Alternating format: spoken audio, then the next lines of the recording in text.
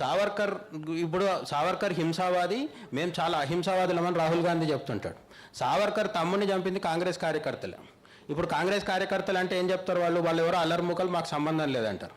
సరే, నాథురామ్ గాడ్సే 1948లో గాంధీజీని చంపిన తర్వాత జరిగిన హింస మనకు ప్రూఫ్స్ లేకపోవచ్చు, మీడియా కవరేజ్ తక్కువ ఉండొచ్చు. కానీ 1984లో సిక్కుల్ని మనమందగా చంపింది. 1984 సినిమా రాబోతుంది.